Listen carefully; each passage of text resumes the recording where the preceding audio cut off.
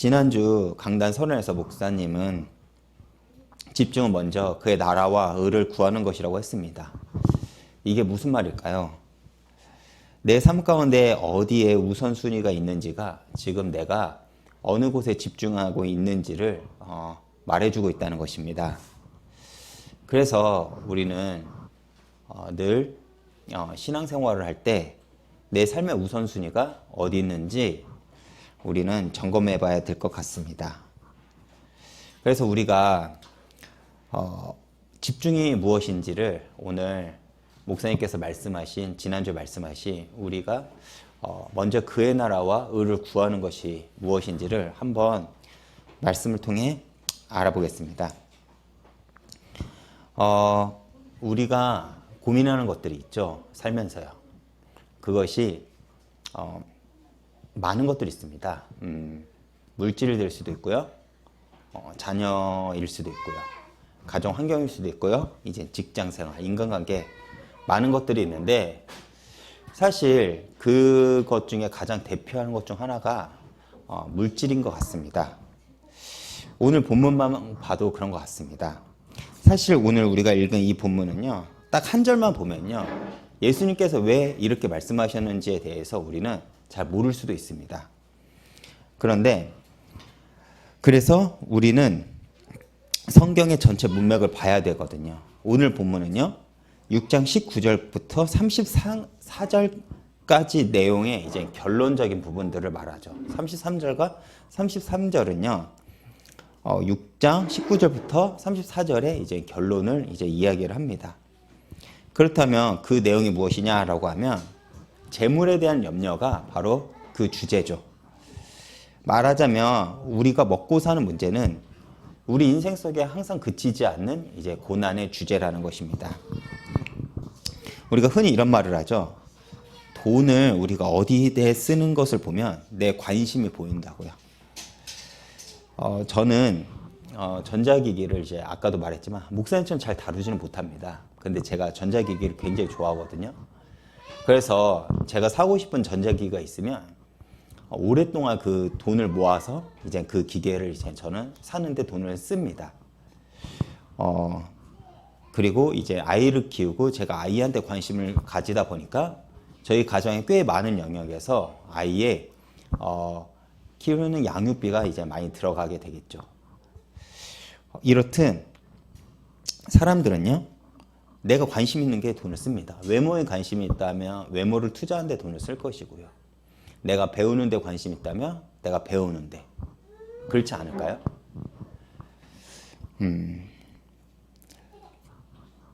왜 그렇다면 우리가 물질의 것을 우선순위에 두냐라고 하면 사실 물질은요.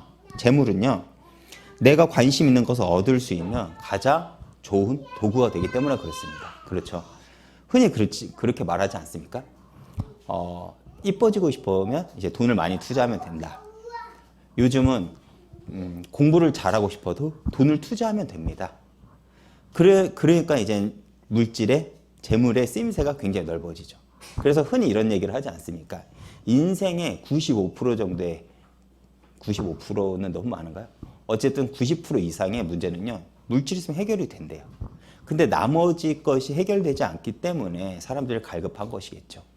근데 대부분의 문제가 물질이 있으면 해결이 되기 때문에 우리가 가지고 있는 그 고민의 그 대표적인 문제를 예수님께서는 끄집어 가지고 오신 것입니다. 결국 이것은 내가 숨기려고 해도 숨길 수가 없는 것이죠. 그리고 성경은 이것을 지적하는 것입니다. 마태복음 6장 24절에 보면 한 사람이 하나님과 재물을 함께 섬기지 못한다고 말을 했습니다. 왜 그렇죠? 재물은 돈을 넘어 내가 추구하는 것을 상징적으로 나타내는 도구가 되기 때문에 그렇죠. 그러면 이렇게 말하면 많은 사람들이 돈이 신앙생활에서 돈이 그러면 중요하지 않습니까? 그럼 돈은 나에게 독이 되고 악이 됩니까? 라고 질문을 할 수가 있습니다. 근데 그렇지가 않죠. 재물은 우리 삶 속에서 굉장히 중요합니다. 그리고 유대인들은 과거부터 가난을 죄라 여겼습니다. 그 정도로 이제 중요하게 생각해줘. 왜 그러냐면 재물은 내가 얼만큼 성실하게 살았는지에 대한 증명하는 도구도 되기 때문에 그렇습니다. 그리고 아까도 우리가 이제는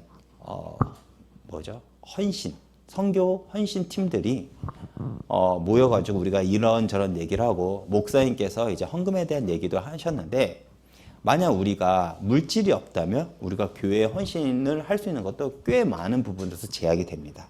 그렇죠? 우리가 함께 모이지 못하더라도 우리가 비슷한 시간에 같이 예배를 드리고 우리가 그 시간이 놓쳐서 그 예배를 못 드리더라도 우리가 그 메시지를 들을 수 있는 것도 우리가 헌금을 내서 그 우리가 물질로 헌신을 해가지고 이러한 중요한 장비들을 우리가 살 수 있기 때문에 물질은 우리에게 굉장히 필요한 것입니다.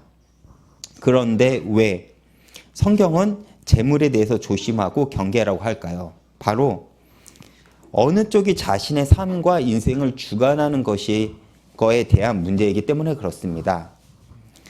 자신과 자신의 모든 것이 하나님께 통치받으면 바로 하나님 나라이고 하나님이 아닌 다른 것이 상징되는, 다시 말해 재물이 왕이 되어 나를 통치하면 우리는 거기에 지배를 받는 나라 속에서 우리는 살게 될 수밖에 없죠.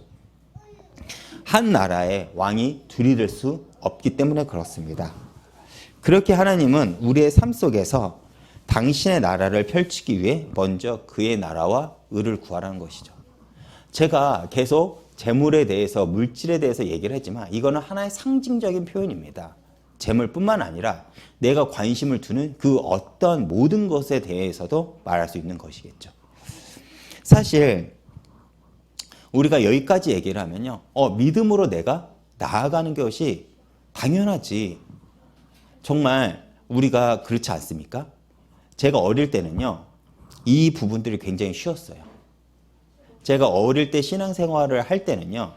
제가 재물에 관심을 두지 않고 하나님을 바라보는 것이 쉬울 거라고 생각을 했습니다. 그리고 그것이 굉장히 당연하다고 생각을 했었거든요. 그리고 세상에 타협하는 어른들, 특히 신앙인들이 이해가 되지 않았습니다. 그래서 꽤 많이 저도 손가락질을 했죠. 왜? 오직 믿음만을 외치면서 왜 오직 믿음만으로 가지 못하냐라고 저는 이해가 가지 않을 때도 있었습니다.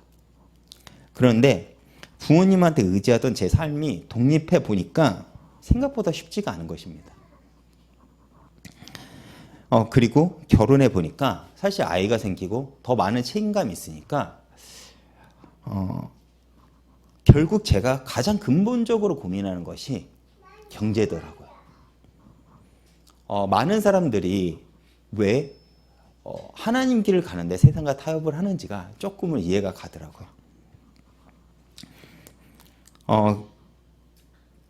그래서 믿음으로 사는 것은 결코 쉽지 않다는 것을 이제 알았습니다. 사실 제가 늦춰 말하지만 없을 때가 가장 순수한 것 같습니다. 없을 때가요. 저희 교회가 가장 순수하게 이렇게 하는 것 같습니다. 우리가 실망하는 많은 목회자들이 20대 때 자기가 목회자로 서원했을 때 이상한 신앙이었냐라고 하면 그렇지 않았을 것입니다. 많은 변질된 목사님들을 비판도 하고요. 본인은 그러지 않을 것이라 기도도 했을 것입니다. 그런데 살아보니까 세상과 타협하지 않으면 이 길이 생각보다 어렵다는 것입니다. 이거는 무엇을 말해주는 것이죠? 결코 지금의 내 고백과 진심이 믿음이 될 수 없다는 것을 의미합니다. 제가 만약에 이제는 예명일 이제 다락방을 하지 않습니까? 제가 알려줄 게 아마 이런 부분들일 것 같습니다. 왜냐하면 기초적인 것은 목사님과 이제는 그동안에 쌓은 신앙으로 많이 전 다졌다고 생각을 합니다. 그래서 우리는 너무나도 쉽게 이제 신앙 고백을 하죠. 근데 우리가 착각하는 것이 뭐냐면 제가 여러분 앞에서 설교를 하고 있지 않습니까? 가끔 저도 착각을 할 때가 있습니다. 제가 말을 한다고 해서 이것이 제 믿음인 것처럼요. 근데 현실에 돌아보면 저도 그렇지 않습니다. 싸워야 될 문제죠. 성경은 우리를 이것을 지적하고 말해주는 것입니다. 그래서 우리는 평생의 고민이 되는 재물로 우리의 삶의 우선순위를 어디다 둘 것인지를 이제 결정하라고 촉구를 하는 것이겠죠.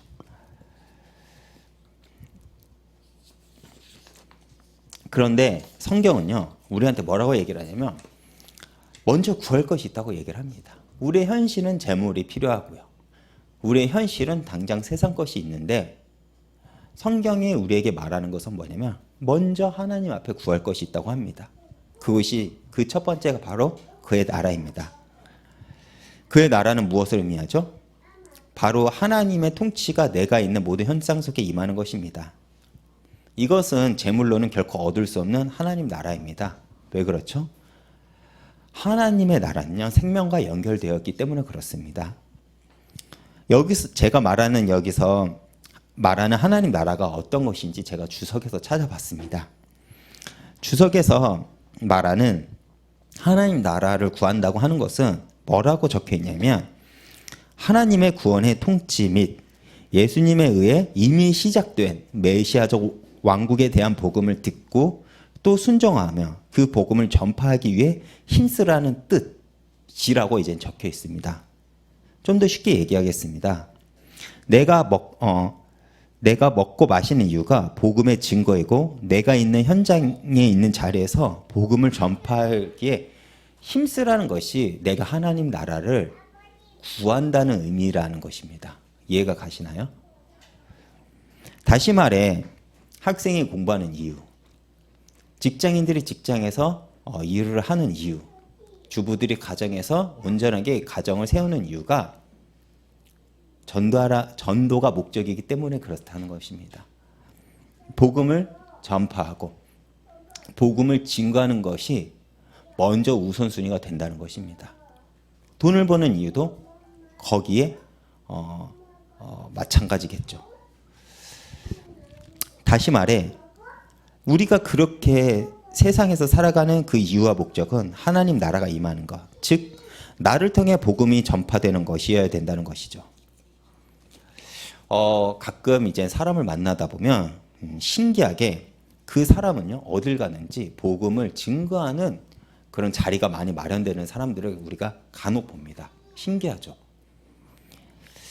하나님이 신기하게 그 사람에게는 생명을 많이 붙여요.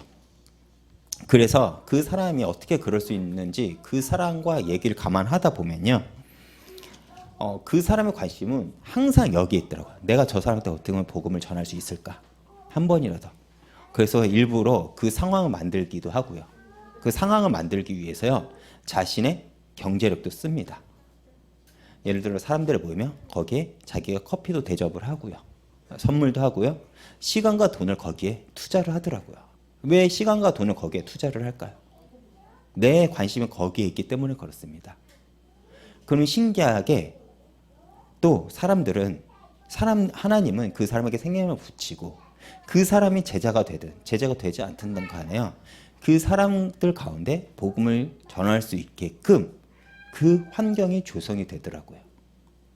다시 말해 그 현장 속에 하나님 나라가 임하는 것은 그 사람은요, 그 사람이 가는 현장마다 확인하고 체험을 한다는 것입니다. 무슨 말입니까? 관심이 언제나 거기 있는 사람은요, 하나님께서 그 일을 그 사람을 통해서 그 일을 하신다는 것이죠. 물론 전도는 내 힘과 내 방법으로만 할 수 있는 것이 아닙니다. 사실 저 역시도 전도는 정말 되어지는 것이라고 믿습니다. 그래서 아까도 목사님께서 말씀하셨듯이 참빛교회는요, 하나님께서 허락한 그 시간표 속에 하나님께서 사람을 붙이실 것이라고 저는 믿습니다. 그때까지 그러면 우리의 역할은 무엇일까요? 하나님께서 그렇게 한다고 우리가 믿는다면 우리의 역할이 있을 것입니다. 우리의 역할은 바로 내가 있는 그 자리에서 하나님 나라를 간절히 구하는 것입니다. 우리 참빛교회 성도들이 이것이 한 몸이 되어서 우리가 내가 있는 현장에서 하나님 나라를 구한다면요, 하나님은 전혀 생각하지 못한 방법으로 정말 이 자리에 사람을 붙이실 거라는 것입니다.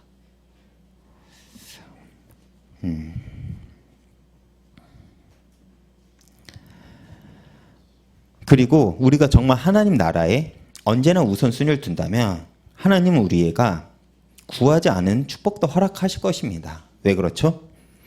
만약에 나의 우선순위가, 나의 동기가 하나님 나라라면, 바로 그런 사람이라면 그 사람은 받은 축복 역시도 하나님 나라를 위해 사용할 거기 때문에 그렇습니다. 우리 교회는 그 응답을 받고 있는 것을 우리는 매 강단을 통해서 확인을 합니다. 사실 10명 남짓 때는 이 성도들 가지고 어떻게 이 많은 장비들을 우리가 구입할 수 있고요.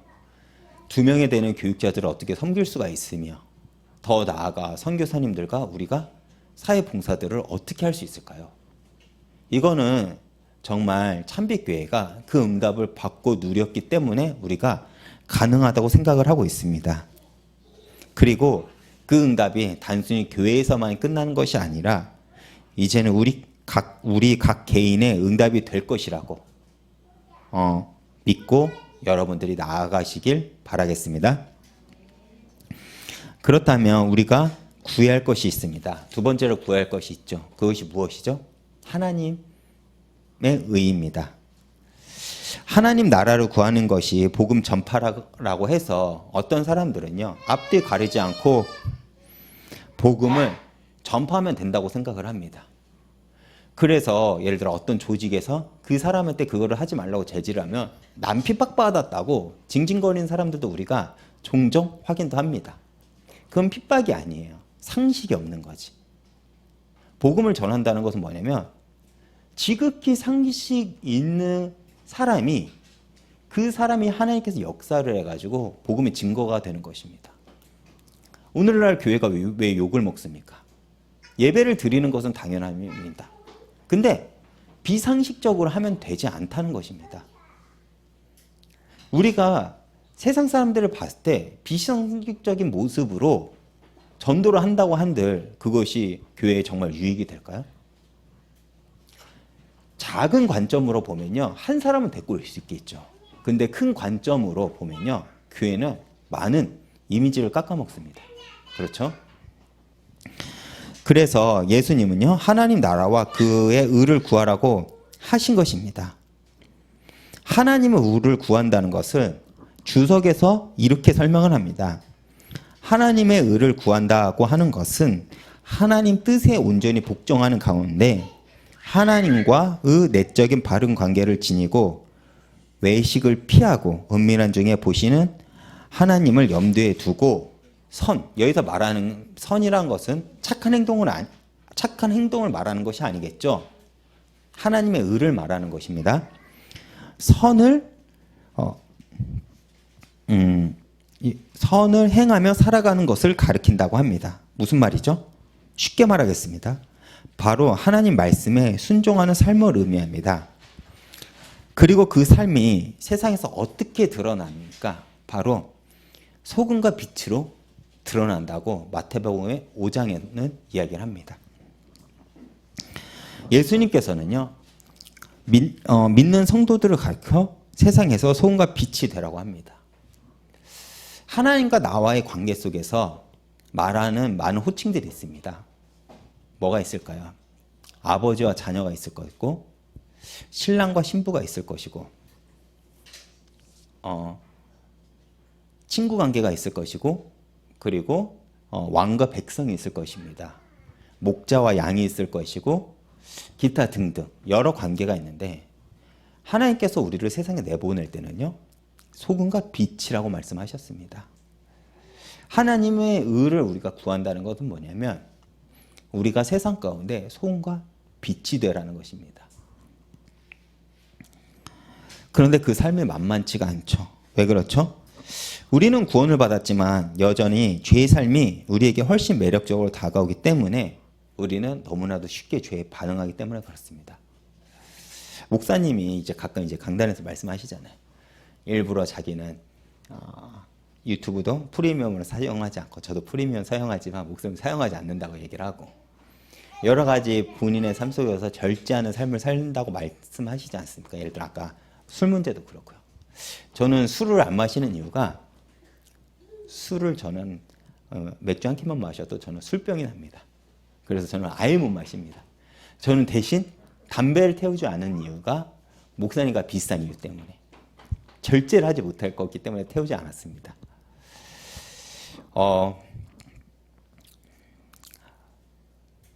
죄의 삶은 굉장히 매력적입니다. 여러분, 말씀을 1시간을 듣는 게 쉬운가요? 드라마를 10시간을 보는 게 쉬울까요? 저는 장담합니다. 저도요, 드라마를 보는 게 더 쉽더라고요. 이상하게 유튜브에서 이것만 봐야지라면 한 2-3시간이 훅 지나갑니다. 분명히 유튜브는 10분짜리거든요. 근데 이상하게 저는 2시간이 지나가 있더라고요. 그것이 나쁘다는 얘기는 아닙니다. 그것이 다 나쁠 수는 없겠죠. 우리에게 좋은 정보도 주겠지만 사실 우리는 냉정하게 말해서 죄가 더 매력적입니다. 우리의 삶 속에서. 그리고 성경 말씀대로 살면 우리가 손해보는 것 같기도 합니다. 실질적으로. 참을 일이 너무나도 많죠. 그렇죠? 분명히 내가 손해가 보는 것 같은데 내가 화를 낼 수가 없어요. 목사라는 이유로. 화를 내고 싶으면 목사라는 것을 이제 숨겨야 됩니다. 그렇죠?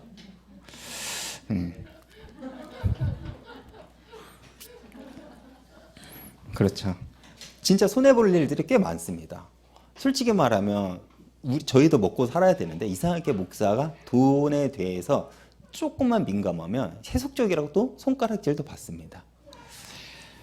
그럼에도 불구하고 하나님은 뭐 다 그런 건 아니지만 그래도 하나님은 우리가 세상에서 소금과 빛이 되라고 그래도 강력하게 얘기를 합니다. 하나님은 그리고 먼저 그의 나라와 하나님의 의를 구하라고 하시죠. 왜 그렇죠?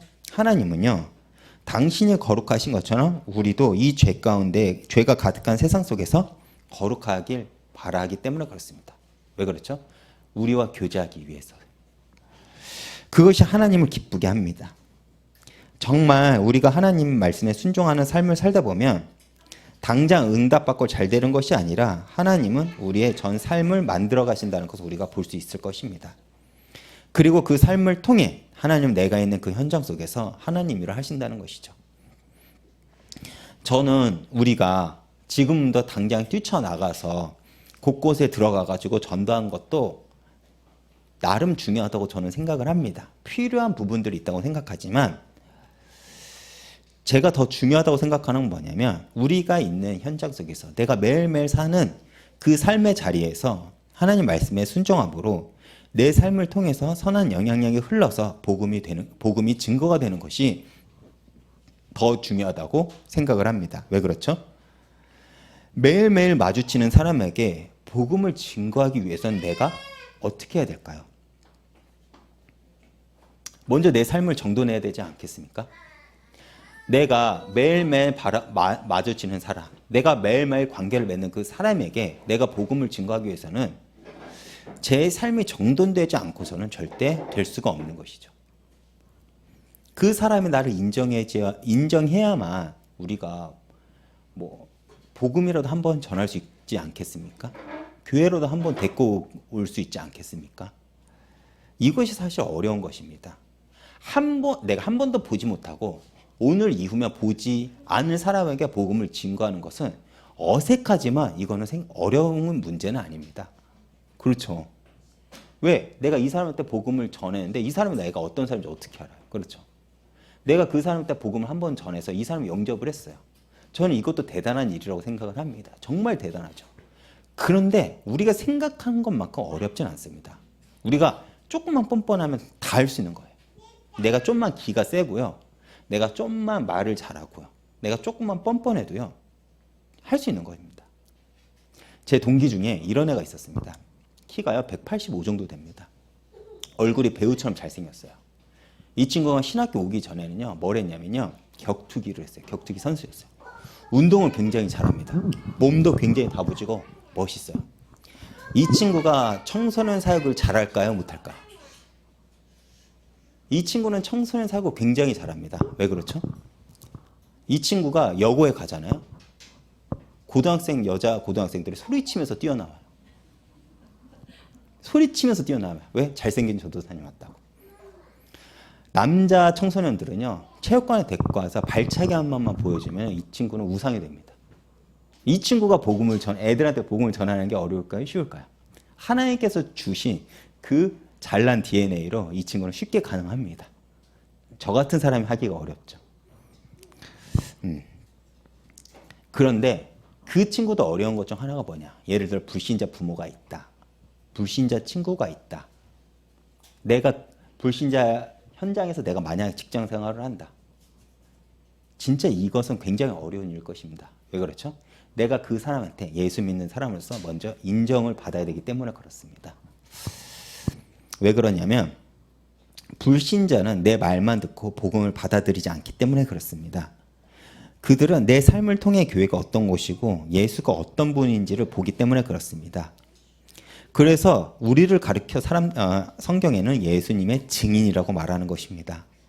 어떻게 우리가 예수님의 증인이 될 수 있습니까? 우리가 끊임없이 하나님의 의를 구하면, 그리고 하나님 말씀에 순종하는 삶을 살 때 우리는 비로소 하나님의 증인이 됩니다. 이것은 우리가 매 순간 집중하지 않으면 사단은 우는 사자와 같이 우리를 덮치며 무너뜨릴 것입니다. 그래서 우리는 우선순위를 바르게 먼저 정하지 않으면 안 됩니다. 먼저 우선순위를 바르게 정하고 우리는 거기에 매 순간 집중을 해야 되겠죠. 저는 간증할 때는 아니지만 제 10대, 20대를 생각할 때와 지금에 비교하면 사실 저 개인적으로도 환경적으로도 굉장히 많이 바뀌었습니다. 제가 목사님을 통해서 여러 사람을 만났죠. 그리고 제가 저번 교회에서도 이제 사역을 했는데 제 수준으로 할 수 있는 사역들이 아니었고 만남이 아니었습니다. 그렇지만 정말 이 길로 가다 보니까 하나님께서 귀한 만남과 귀한 자리를 허락하셨고, 그리고 목사님을 제가 정말 존경하는 목사님과 같이 동역하는 응답도 받게 되었고, 그리고 제 아내와 가족들을 만나게 되었지 않습니까? 과거의 저라면 굉장히 저는 시시한 삶을 살 거라고 생각을 했는데, 그나마 목사라는 타이틀을 달고 그래도 평신도 때보다는 조금 더 하나님 말씀에 귀를 기울이다 보니까 하나님의 인도하심을 그래도 조금이라도 보는 것 같습니다. 물론 힘듭니다.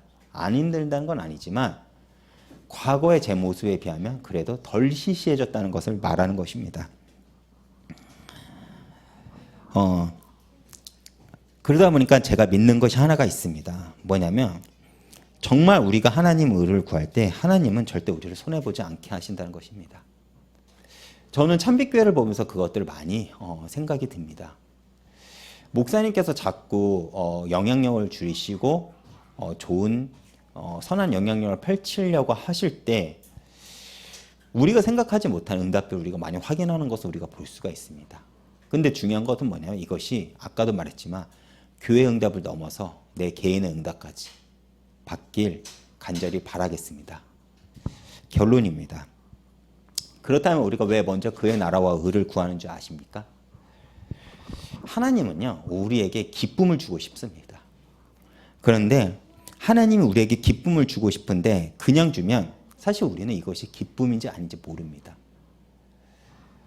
그런데 내가 먼저 그의 나라와 의를 구하고 그리고 하나님께서 원하시고자 하는 그 자리에 갔더니 하나님이 준비한 것이 뭔지를 알았기 때문에 우리의 기쁨이 충만해지는 것입니다. 이것은 사실 조건부가 아니죠. 내가 무엇을 받기 위해서 give and take 식으로 말하는 것이 아닙니다. 하나님은 우리에게 주기를 기뻐하신 하나님인데 하나님의 기쁨이 나의 기쁨이 되려면 하나님은 그냥 줘서는 안 된다는 것을 우리에게 말하는 것입니다. 어렵고 힘들고 두려운 가운데서 우리가 세상이 아니라 하나님을 구하고 나왔을 때, 그리고 하나님이 주신 것이 맞을 때, 그때 우리가 뭐라고 생각을 합니까? 내가 가는 길이 맞구나라고 우리가 생각하지 않습니까? 그것을 우리가 확인하게 하나님께서 하신다는 것이죠. 우리가 그것을 확인하면 어떻게 됩니까? 굉장히 기쁘죠. 아직까지도 저는 믿고 있는 것이 뭐냐면 목사님께서 부흥이 목적이라 아니고 하지만 제가 꿈꾸는 것은 참빛교회 정말 많은 성도들이 함께 모여서 함께 예배를 드리고 하나님께 주신 그 기쁨을 나누는 것입니다. 왜 그렇죠? 약속하셨으니까요. 또한 이 땅에서 주신 것이 기쁜 것이 아니라 내가 하나님께 나온 것을 아시고 하나님이 준비한 내 길이, 하나님이 기뻐하는 길이 맞은 것을 우리가 확인하기 때문에 내 기쁨이 충만해지는 것이죠. 다시 말하겠습니다. 우리가 하나님 나라와 그 의를 구한다는 것은 뭐냐면 하나님을 위한 것이 아니에요. 결국에는요. 하나님이 우리의 기쁨을 충만하게 채워주시려고 하기 때문에 그렇습니다. 우리가 아이가 공부를 잘하는 것도, 아이가 바르게 자라길 바라는 것도 부모의 기쁨이 되지만 결국 그것이 누구의 유익이 될까요? 자녀의 유익이 되지 않습니까? 그렇죠? 그렇듯 결국 우리는 하나님을 위해 했다고 생각을 하지만 하나님은요, 그 우리의 수고를요, 우리의 기쁨으로 돌려주신다는 것입니다. 그래서 우리는 그 기쁨을 맛보기 위해서 먼저 내 삶의 우선순위를 하나님 나라와 의에 두는 것입니다. 그리고 이것이 우리가 집중을 할 때 얻는 응답이 될 것입니다. 기도하겠습니다. 주님 감사합니다. 정말 우리가 이렇게 집중이라는 시간표 속에 정말 우리가 먼저 우선순위를 두어야 될 것에 대한 말씀을 받았습니다. 우리가 살아가면서 때때로 세상과 타협하길 바라는 마음도 있을 것이고 쉬운 길로 가고자 하는 욕심도 있을 것입니다. 그러나 하나님 아버지, 우리가 하나님을 믿기 때문에 우리가 쉬운 길을 선택하는 것이 아니라 정말 의의 길을 선택을 하고 우리가 넓은 길을 선택하는 것이 아니라 하나님 나라를 구하면서 좁은 길을 선택하는 한 사람이 되게 해주시옵소서. 감사드리며 예수님으로 기도했습니다. 아멘.